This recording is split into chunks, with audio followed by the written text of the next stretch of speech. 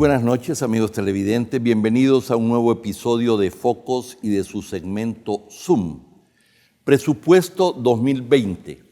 Menor crecimiento, mayor déficit y endeudamiento.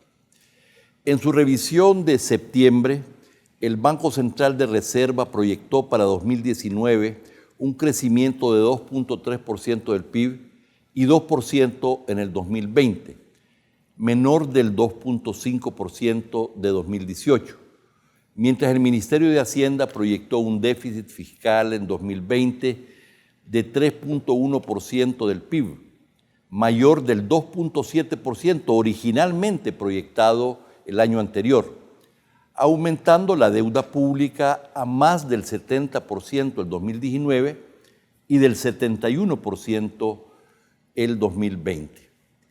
Para la calificadora de riesgos Fitch Ratings, la falta de cambios en la meta del déficit sugiere un limitado apetito para la consolidación fiscal. Para analizar el menor crecimiento, el mayor déficit fiscal y endeudamiento en el presupuesto 2020, conversamos esta noche con Andrés Oliva, economista de FUSADES, al que le damos la más cordial bienvenida. Muchas gracias, Alberto, muy amables a las personas que nos van a otorgar su atención. Muy bien, este es un tema recurrente de gran importancia, a veces puede parecer un poquito aburrido para la audiencia amplia, no es un tema solo de economistas, este tema afecta directamente el bolsillo de los salvadoreños, el bienestar de los salvadoreños, el futuro de los salvadoreños, y por eso es una obligación tratar de entender lo mejor posible qué es lo que está pasando y cuáles son las proyecciones. El Banco Central de Reserva, Andrés, acaba de proyectar un menor crecimiento de la economía para cerrar 2019 y para el 2020. ¿Qué comentarios te merece? Esto no es responsabilidad pues, del presente gobierno, esto es parte heredado de una tendencia de bajo crecimiento, pero hay algunos factores que explicarían por qué la revisión es hacia la baja. Sí, cómo no.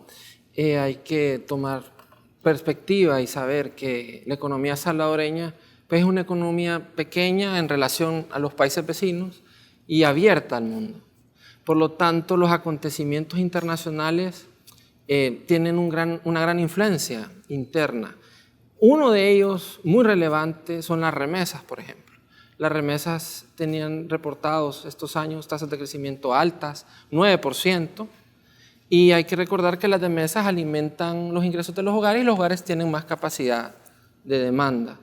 Las remesas están creciendo 3% a agosto, como el Banco Central lo reporta, y de acuerdo al peso que tienen en la economía, también influyen en esas centésimas que la tasa de crecimiento se está disminuyendo, porque como tú decías, estamos pasando de 2,5 a 2,3.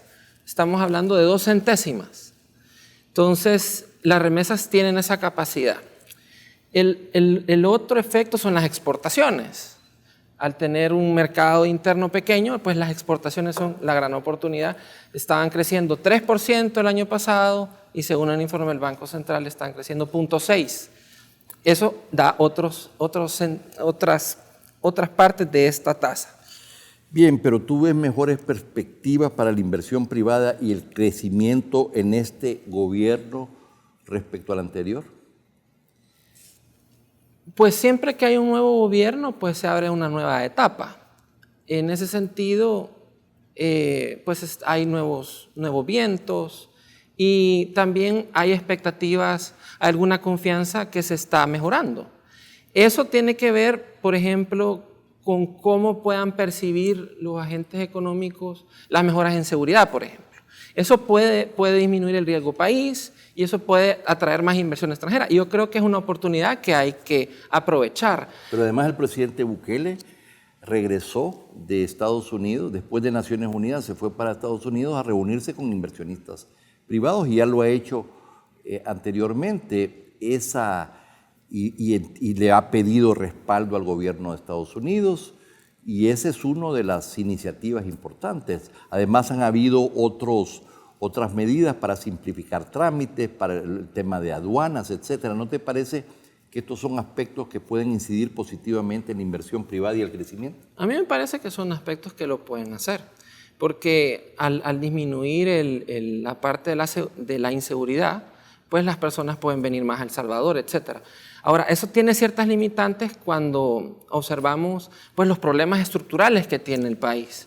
Entonces puede haber a corto plazo algún repunte, pero para que eso sea sostenible también hay que entrarle a temas más complejos, más estructurales, que requieren pues, mayores esfuerzos y sobre todo que sean acompañados por varias partes de la sociedad, ¿verdad? En el borrador de presupuesto 2020 presentado por el Ministerio de Hacienda al dar inicio a la semana, el déficit fiscal subió al 3.1% en 2019 y si bien igual a las proyecciones para el 2020, pero se cree que van a ser precisamente más, el déficit será mayor.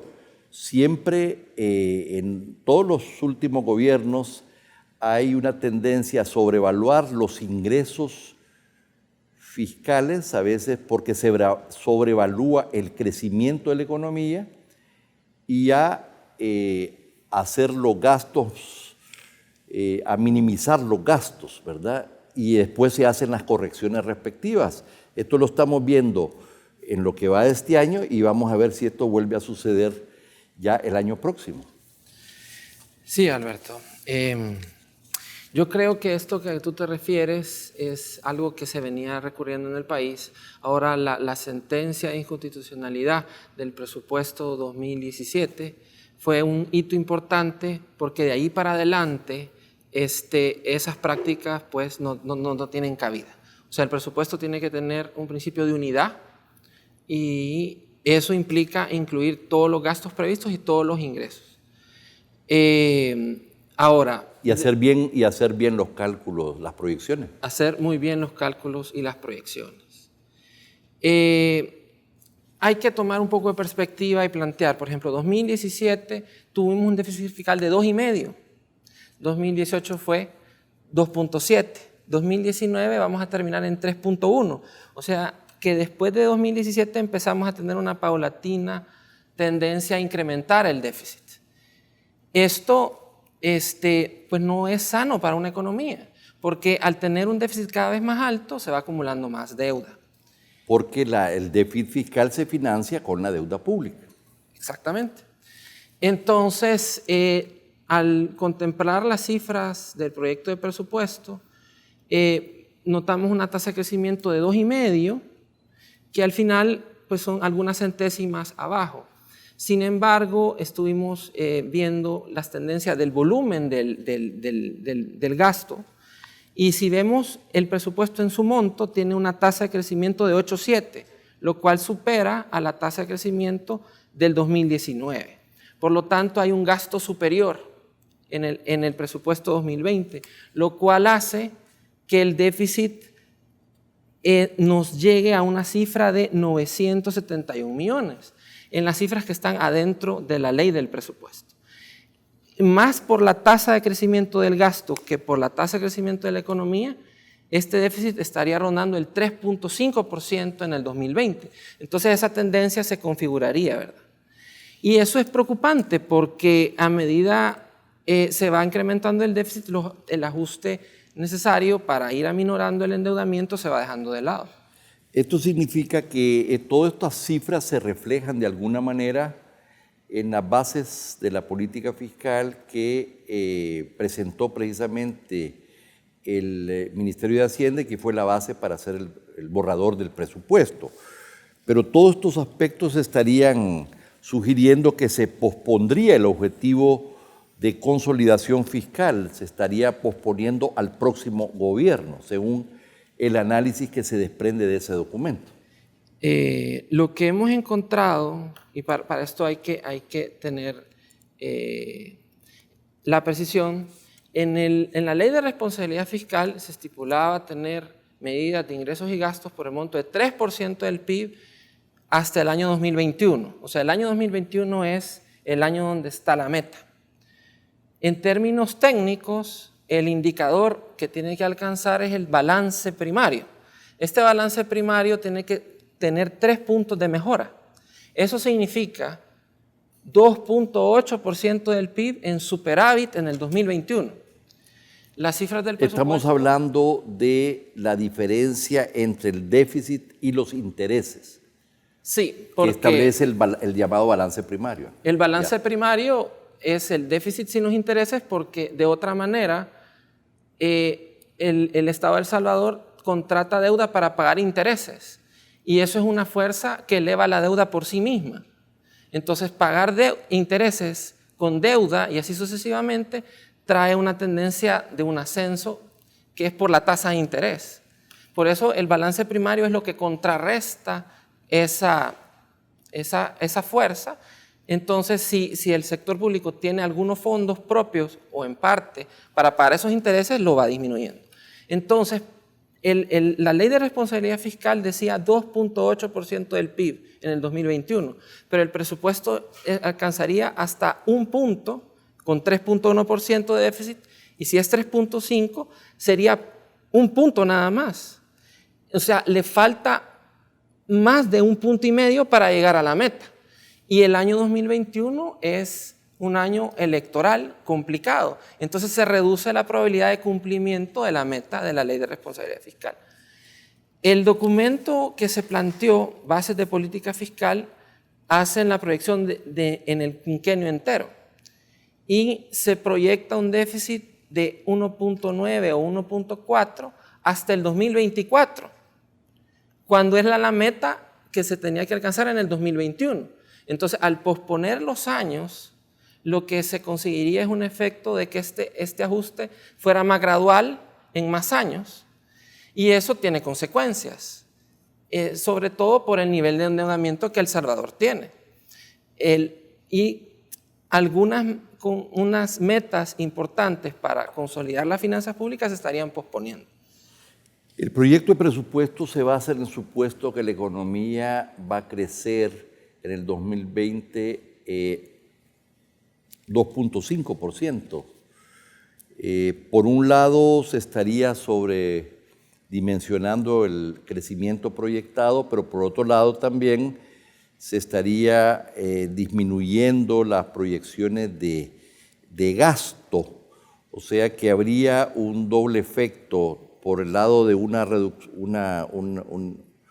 estimación del PIB que ha sido hacia arriba y del gasto que ha sido hacia abajo, cuando la realidad probablemente es que va a ser menor el PIB, el crecimiento del PIB, y mayor el gasto. Al analizar las cifras, el ascenso en el déficit viene en mayor medida por el aumento del gasto que por la subvaloración en el crecimiento. Sí. Porque estamos hablando de algunas centésimas. En cambio, el gasto crece más de 8%. Correcto. Entonces, eso tiene ese efecto. Es muy complicado pensar, por ejemplo, que el nivel de endeudamiento disminuya o que entre en una paulatina disminución para los años siguientes si seguimos acumulando déficits altos a través de los años. Habría que decir que para países de economía abierta, dolarizados, que por lo tanto no tienen política monetaria, los organismos internacionales y el Fondo Monetario entiendo que recomiendan o sugieren un nivel de deuda pública en relación al PIB entre 45 y 50%, ¿verdad? Y nosotros estaríamos superando el 72% ya el año próximo. Esto simplemente para decir, para tener dijéramos un punto de referencia, ¿verdad? Sí. Un punto de referencia internacional de dónde estamos. Vamos a ir a un corte comercial, ya regresamos.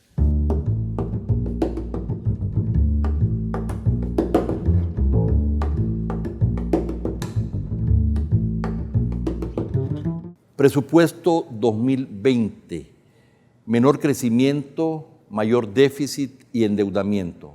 Estamos conversando con Andrés Oliva, economista de FUSADES. Bueno, el pago del servicio de la deuda, Andrés, es la partida presupuestaria más onerosa, superando a educación y a salud. Vayamos a hacer algún análisis, hagamos un análisis, aunque sea puntual, de a dónde podemos observar el incremento mayor en el presupuesto, en el ámbito pues, de educación, por ejemplo, y sus implicaciones. Sí, Alberto. Una partida importante para el país es la inversión en educación. Y de acuerdo a las proyecciones, pues estaríamos hablando de 3.8% del PIB. 3.8% del PIB es bajo en comparación de los países en América Latina, y de acuerdo a algunas proyecciones y análisis que hicimos, por ejemplo, para cumplir los objetivos de desarrollo sostenible, el ODS 4, para que los niños y las niñas, si uno contempla que estén en la escuela y eso se pueda tener una meta en el 2030, hay que ir elevando hasta una cifra de 5.7% del PIB. Entonces, de acuerdo a esa proyección, para llegar al 2030 hay que sobrepasar el 4% en un año o el siguiente. O sea, eso es importante tomarlo en cuenta porque es la prioridad especial para la capacidad productiva, ¿verdad? La educación. Entonces, por ejemplo, si uno se hace la pregunta, ¿cómo se destinan más recursos a la educación en una situación de elevado endeudamiento y de restricción fiscal? Pues quizá hay que pensar en muchas medidas tomadas al mismo tiempo. Y las vamos a retomar al final precisamente porque quiero llegar a eso. En una publicación el viernes pasado, analizando el presupuesto, FUSADES señala 3 debilidades a la base de política fiscal, y yo entiendo que tú participaste activamente en la elaboración de este documento.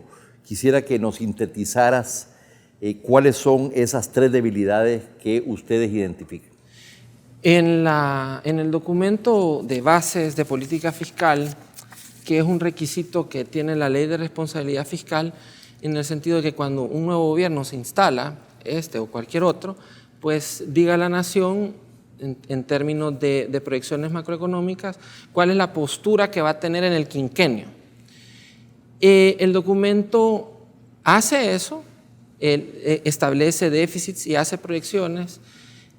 Por ejemplo, contemplaba un déficit de 2.7% del PIB en 2020, ahora el presupuesto vemos que es un poquito más alto, pero hacia el 2024 está planteando un déficit de 1.9, 1.6, entonces lo que hace es plantear un ajuste más gradual que, por ejemplo, el contenido en la Ley de Responsabilidad Fiscal, porque como te decía, en la Ley de Responsabilidad Fiscal el objetivo se cumple en el 2021 con ese déficit. Ellos lo estarían planteando en este documento hasta el 2024. Entonces ahí hay una lentitud. O sea que aumenta los tiempos de ejecución del ajuste que ha sido recomendado. Sí, sí. Por ejemplo, en algunos documentos, por ejemplo, el Fondo Monetario habla de 2 puntos en estos 2 años, porque eso puede acentuar un viraje en la tendencia del endeudamiento, ¿verdad? Que va subiendo, entonces para que eso disminuya, pues se tiene que ser pues, muy audaz y ambicioso para que eso baje. Entonces, eso es por un lado. Cuando eso se hace más despacio, hay una meta también en la Ley de Responsabilidad Fiscal que establece un nivel de endeudamiento de 60% del PIB en el año 2030. En el escenario más optimista que se contemplan en estas proyecciones, se llevaría la deuda a 67%. Entonces, para llegar a 60 habría que reducir 7 puntos en el gobierno que sigue. Entonces, mirábamos que era una reducción demasiado pequeña en 5 años para que los otros 5 años se hubiera una reducción mayor. Entonces, se pierden oportunidades, se pierden recursos por el lado de los intereses que no se aprovechan para... Pero eso se viene arrastrando de todos los gobiernos anteriores y siempre, primero en el gobierno del presidente Funes y ciertamente en el gobierno de Sánchez Serén, el ajuste fue mínimo y lo mismo se movió en función de las mismas recomendaciones del fondo, ¿verdad? O sea que pareciera ya una ley general de comportamiento. Lo que me parece importante explicarle a la audiencia es por qué cumplir con los tiempos del ajuste es importante, es decir, cómo le afecta al ciudadano común que se cumplan con los tiempos de este ajuste, ¿verdad? Eso me parece relevante.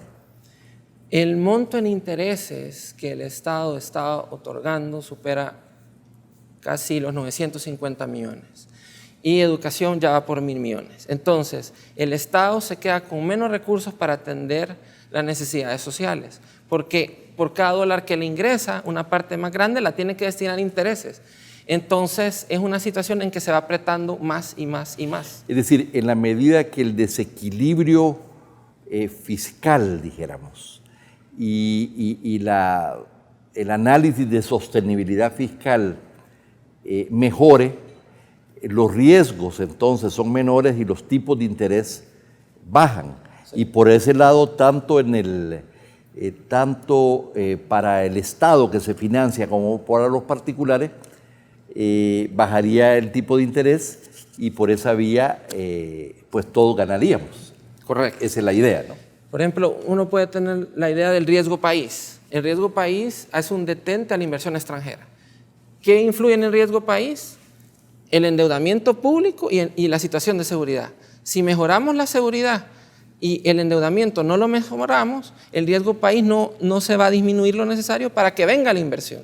O sea, hay vasos comunicantes entre el nivel de endeudamiento y bajo crecimiento también. Entonces, para desentrampar eso, es importante mejorar la percepción de riesgo que tiene el endeudamiento público. Entonces, eso no solamente te afecta el tipo de interés, que es el precio del dinero, pero también te afecta las decisiones de inversión, porque entonces los inversionistas dicen, bueno, voy a ese país siempre y cuando mi rentabilidad, la rentabilidad de la inversión, sea mayor, por supuesto, que los tipos de interés promedio donde se financia la deuda soberana, ¿no? Exactamente. Entonces es por la vía de tanto de la inversión como de los intereses. A veces la gente no entiende por qué este tema del ajuste es importante. Y por otro lado, entonces se liberan recursos que serían también para la educación, para la salud, para el área social, ¿no? Sí. Muy bien.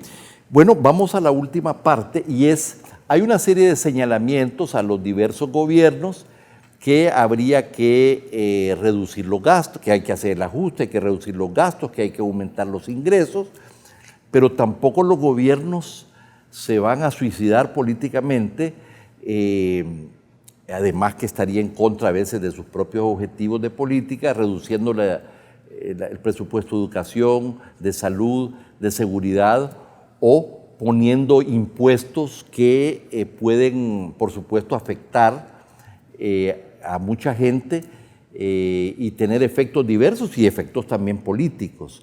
Entonces, ¿cuáles son las líneas de acción que propone FUSADES para la consolidación fiscal? ¿Cómo lo harían ustedes o qué recomiendan ustedes? ¿Es que es posible poder obtener mayores ingresos y reducir gastos de tal manera que podamos ir saliendo de esta trampa y avanzando hacia otros estadios, dijéramos, de desarrollo importante? Sí, yo entiendo la idea de la economía política en el sentido de que un ajuste podía traer alguna desmejoría momentánea y temporal, pero también hay una dimensión de mucho éxito poder conseguir que el endeudamiento vaya bajando en una tendencia sólida. Correcto. O sea, un gobierno que logre ese hito, pues acumularía también capital político. O sea, hay formas de hacerlo que minimizan el costo social y político. Hablemos de estas medidas. Entonces, una visión es, por ejemplo, si un gobierno conduciendo el Estado logre que el Estado tenga mayor eficiencia con los recursos que tiene. ¿Eso qué significa? Que si uno se pone a pensar cuál es exactamente lo que tiene en su margen de maniobra, es la composición del gasto público. Si cambia la composición del gasto público y eleva la eficiencia, impulsaría más el crecimiento, ¿verdad? Entonces hay que recomponer el gasto público internamente. Y en ese sentido hay 3 medidas que el documento Progresando en el Nuevo Milenio, FUSADES, propuso a la nación. Por ejemplo, la eficiencia en compras públicas. Muchas instituciones tienen algunos bienes que son muy homogéneos, que lo compran en conjunto y logran economías de escala. La factura electrónica, en el sentido de poder tener más cruces de información para poder tener cuánto está ingresando en las empresas y por lo tanto mayor control para tener más recaudación de dinero. También si la educación, la salud, los programas sociales son las ramas medulares o los aspectos del gasto medulares, ¿qué pasa con nosotros? Si estos disminuyen lo que van creciendo y los recursos que se van liberando se colocan aquí, se puede recomponer el gasto público. En ese sentido, también la focalización de subsidios, se pueden tener algunas mejoras porque hay algunas personas que reciben estos beneficios, pero no lo necesitan y tampoco pagar algunos dólares más por esos servicios les va a ser realmente un problema económico. Hay algunas personas que sí lo necesitan y hay otros que no. Juntando esas medidas... por ejemplo, a subsidios del gas o de la misma electricidad en sectores de clase media y a veces aún alta por no haber focalizado el subsidio, por ejemplo? Sí. Correcto. Sí, correcto. Y al juntar eficiencia en compra, factura electrónica y otros ahorros, pensamos nosotros que hay suficiente espacio para generar medidas que sumen 3 puntos del PIB, más que la última recomendación del fondo. Y además, si se logra eso, al comparar el escenario sin ajuste y con ajuste, hay un enorme ahorro en intereses que se va haciendo más grande a medida que pasa el tiempo. En 3 años se pueden ahorrar alrededor de 150 millones en intereses, que puede sumarse al beneficio social. Todo eso, en las proyecciones que nosotros hicimos para Progresando en el Nuevo Milenio, alcanzábamos hasta 5 puntos del PIB para tener un menú largo, un menú amplio de medidas que le diera cintura al gobierno que estuviera, suficiente para llevar recursos hacia sus programas y hacia beneficio de la gente, pero también a minorar los riesgos del endeudamiento, lo que lleva a disminuir el riesgo país, lo que lleva a aumentar la inversión y el crecimiento terminaría de tener un buen escenario para que entre más crezca la economía, se va bajando más el ratio de deuda PIB. Ese es otro aspecto. Bueno, no te referiste a los temas de elusión y evasión fiscal. Hay algunas estimaciones probablemente que están infladas o exageradas, pero no hay duda de que hay un problema de elusión y también de evasión fiscal en el país. ¿Ustedes han analizado este tema? ¿Tienen cifras o han analizado las publicaciones del gobierno anterior, por ejemplo, al respecto? Sí, cómo no, lo hemos revisado y es una realidad compleja que hay que ir combatiendo, ¿verdad? Por ejemplo, la evasión del impuesto al valor agregado tiene una tendencia en la disminución. O sea, muchas de las reformas tributarias que se han impulsado o algunos controles que el Ministerio de Hacienda ha llevado a cabo, lo ha disminuido y se puede disminuir aún más. Y la factura electrónica mejora aún más en ese ámbito. Lo que pensaríamos quizá es que es una tarea de mediano plazo y no es algo que cambia de la noche a la mañana. Es una reforma, parte de una reforma fiscal integral que nunca se ha hecho, por supuesto, en el país, ¿verdad? Y quizá no se trata solo de leyes, porque uno piensa si las leyes cambian, entonces cambiaría esta situación. Pero hay que cambiar leyes, instituciones, prácticas y cultura del salvadoreño que sea realmente de sentirse ciudadano de pagar sus impuestos y recibir beneficios. Correcto. Porque es un círculo virtuoso, ¿verdad? Uno paga y recibe beneficios. Tal vez el otro aspecto importante, que también es un tema de mediano y largo plazo, es cómo vamos reduciendo el peso, el tamaño del sector informal, que es 2/3 de la población económicamente activa, para incorporarse al sector formal, ¿verdad? Eso se dice rápido, pero tiene una serie de complicaciones. Y eso sería otro aspecto que, por supuesto, tendría efectos en una recaudación mayor. Por supuesto que sí. Y estas personas también recibiendo algún beneficio se podrían animar a aportar alguna cantidad, etc. Andrés, quiero agradecer tu presencia esta noche en Focos. Creo que ha sido muy interesante, nos actualiza respecto a los vacíos que tiene este presupuesto y a los desafíos que sigue teniendo el país en términos de sostenibilidad fiscal. Muchas gracias. Yo te agradezco infinitamente y pues pensemos todo lo mejor para el país, que es lo que en el fondo todos queremos. Muchas gracias. Y a ustedes, amigos televidentes, gracias por su sintonía. No nos cambie, hay mucho más contenido en Focos.